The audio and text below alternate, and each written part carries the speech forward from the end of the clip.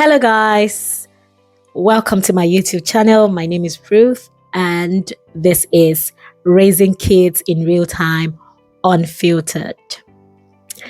I'm a mom, and I'm just here to have honest conversations with other moms like you about the different stages of our children's lives. I'm not a professional, so please, if you're worried or you're concerned about your child's development, I would advise you please speak to your doctor, your midwife, or your health visitor. But if you're here and you're a mom and you've been wondering if what you're experiencing now with your child is normal, and you're wondering if you're a good mother, you're wondering if you're doing the right thing, then this space is for you. You know, I've learned that every stage of a child's life comes with questions. Questions that we do not openly talk about. So today in this video, I'm going to be sharing my experience as a mom of two. I'm going to be sharing my experience of the challenges that I had and what worked for me. So I'd like you to also tell me your experience as a new mom, as a mom, in the comment section. And if you also have a question, just leave it down below in the comment section, and I will talk about it in our next video. All right, then. So today I'm going to be talking about 0 to 3 month stage. This is the stage that nobody told us about what we were going to be facing. The stage that you have surprises that nobody warned you about. You know, as a young girl, you got married, or as a young girl, okay, you've just had a baby, or you're pregnant, or you're thinking, oh my God, yes. Oh, it's going to just be all about the cute baby dress. Oh, I can't wait to put them on my child. I can't wait to put her hair in buns. I can't wait to do this. And you're not thinking about what you're going to experience after the birth, that stage. You know, you're just thinking about, the ribbons, and you know, I'm going to make my baby look cute and take pictures and put on Instagram. So, you know, yes, I remember being pregnant with my first child, and I was so happy. You know, I was going to the shop to get him his cute outfit, and I couldn't wait to put them on him. And yeah, looking forward to all those, pictures. Then it was BlackBerry, looking forward to putting them on a BlackBerry status for everyone to see. Wow, he's wearing a blue shirt and a blue shoe and da da da da da. Okay, so I got home, and the first night, the surprise that no one told me about, the waking up at night. Yes, for my first child, he didn't really cry that much, but he was always waking up just to feed. I didn't realize that I had to be waking up that early or in the middle of the night, yes, so to say, to breastfeed, to change pampers, to do that. In my head, I just thought, once you have the baby, you just sleep through the night with the child, and you wake up in the morning and you change again and you give him a bath, and then you put up the picture. I was waking up to check on him. I was waking up, especially when he starts to wiggle his body, or he was always waking up, not crying a lot, but he always wanted food. So I found myself, getting up to breastfeed, or, and then put him back, and then check the pampers, And I say to my friends, I used to be a sleeper when I was in the university. I used to sleep a lot. I had a friend that always used to tell me, "Oh, Ruth, you're such a piece of furniture in the house. Someone can't even have a conversation with you because you always sleep." I used to sleep a lot. But when I became a mom, everything disappeared. I stopped sleeping like I used to. And that is what I miss till date. I miss it. Even when I try to sleep now, I still find myself waking up in the night. My son is 15, my daughter is 12, but I still find myself waking up in the middle of the night to go check on them like 5 times. So it took away my sleep. So coming back now to when my son was born, I was waking up in the night checking on him, and I was wondering, is this me? This is usually not me. I used to sleep through the night. Oh, okay, is this how it is? Is this motherhood? But the good thing was that with him, he wasn't always crying. I just used to know when to feed him. But when I had my second child, oh my days. You know what? That was when I realized that every child is different. Every child is different. No child is the same, even if they are twins. No child is the same. When I had my daughter, I went home with my daughter that night. All I could hear was, wah, wah, wah. She was crying a lot. And I thought to myself, what is this? Just 2 years and 3 months ago, I had your brother, and he didn't give me this much stress in the night. What is this? What have I done? This girl used to cry a lot.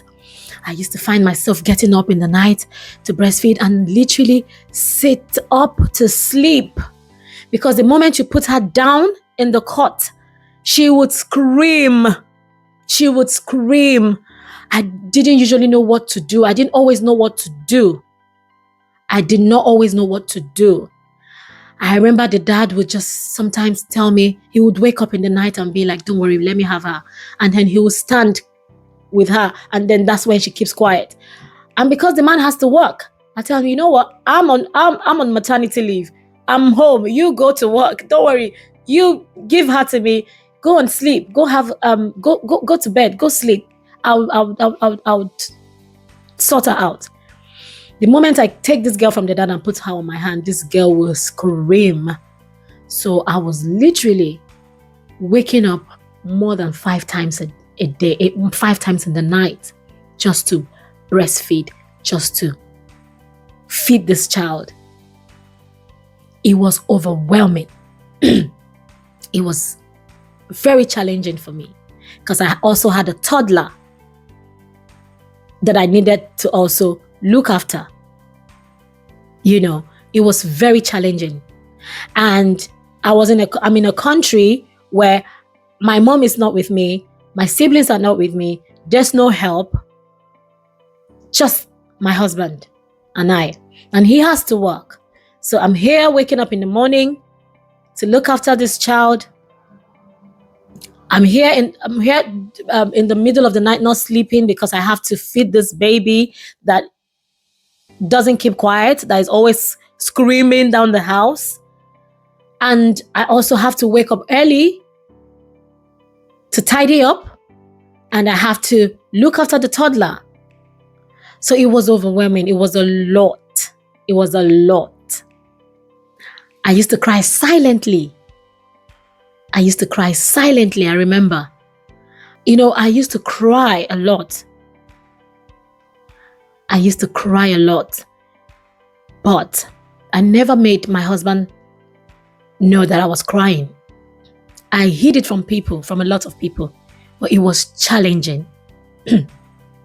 There was no help. So I know I'm speaking to mothers who are currently going through what I've just talked about. I just want to let you know that you're not alone. It was something I experienced, and I know a lot of people experienced it too. But just so you know that you are not alone, and it's very, very normal. It's normal for your child to wake up in the middle of the night and scream the house down. It's normal for your child to wake up to feed. It's called cluster feeding. To feed, to eat 6 times in the middle of the night. It's very, very normal. It's very, very normal. So don't think you're alone. You're not alone. All I want to say to you is look after yourself. You see what I used to do then? Even what I used to do then, when I wake up to sort the toddler out, feed him, bathe him, and you know what toddlers can be like. The house is messy because he has all his toys all over the house, everywhere, and they're all messy around. The toys are just around, just, everywhere in the house. And then the kitchen is there. The bedroom is there to tidy. And then I have the baby again to feed because she's still crying. She wakes up every 10 minutes to cry. And thankfully, the toddler wasn't, clingy.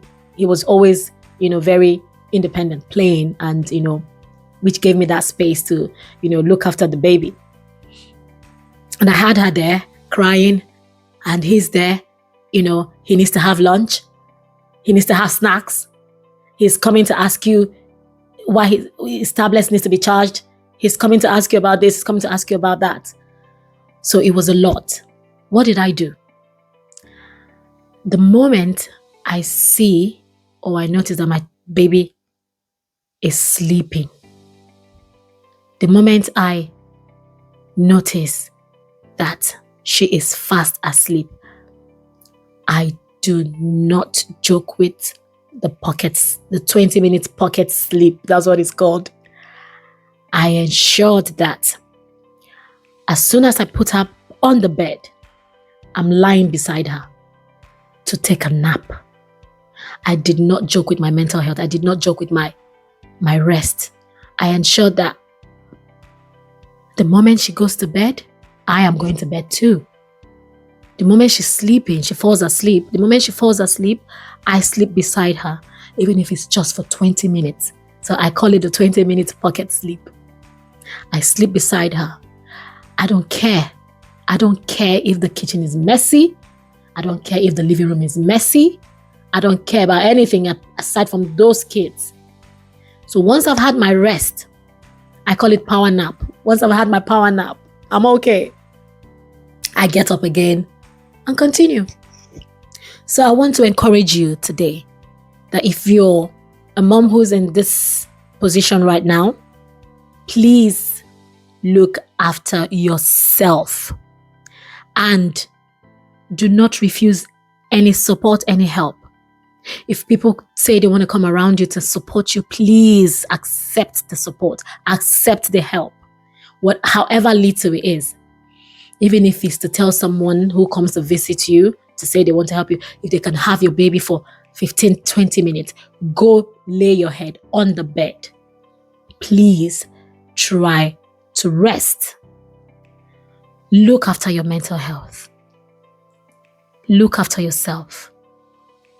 Look after yourself. Leave everything and just take a rest. Take a rest. Take a rest. So I'm just here to encourage you that you're a mother that is doing the right thing. And everything you're seeing in the first stage of childbirth is very normal.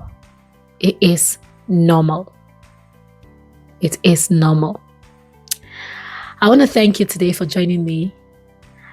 If you have any experience or you're experiencing it right now, put it down in the comment section and let's have a conversation. Let's talk. And if you have any question, just leave it in the comment section and I would talk about it in our next video. Thanks for joining me today. Please don't forget to like, to share with other moms that you know that are in this position, to share with other moms. Please subscribe and don't forget to like and share and leave a comment. Thank you for joining me. and I'll see you in my next video. Bye.